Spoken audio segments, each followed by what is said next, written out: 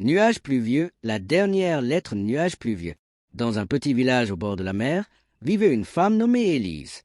Chaque matin, elle s'asseyait devant la fenêtre de sa vieille maison en bois, face à l'océan. Elle attendait. Personne ne savait vraiment quoi ou qui. Élise avait perdu son mari, Thomas, 5 ans plus tôt.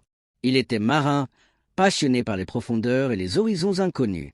Un soir d'hiver, lors d'une tempête terrible, son bateau n'était jamais revenu. Les secours avaient cherché des jours entiers, mais tout ce qu'ils avaient retrouvé, c'était une planche brisée et un morceau de corde. Depuis ce jour, Élise vivait dans un silence que même le vent n'osait troubler. Elle continuait d'envoyer une lettre par mois au port principal, comme si Thomas pouvait encore la lire quelque part. Un matin de novembre, alors que la mer était calme, le facteur frappa à sa porte. Il tenait une enveloppe blanche, usée, à l'écriture tremblante. Élise sentit son cœur se serrer. Elle n'avait reçu aucune lettre depuis la disparition de Thomas.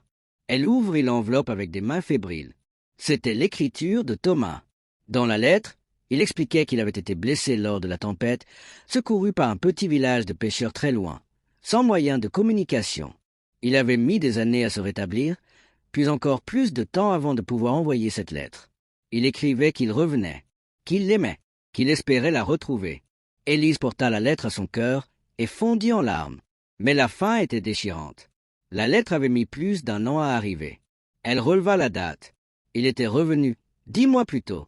Il avait dû attendre, espérer, chercher, puis repartir, pensant qu'elle ne voulait plus de lui.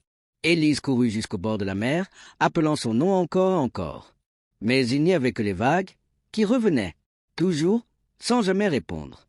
Ce soir-là, le vent soufflait doucement, comme s'il voulait consoler la mer. Et Élise resta là, assise sur le sable froid, la lettre serrée dans sa main tremblante, à regarder l'horizon qu'elle avait tant espéré voir ramener l'amour de sa vie.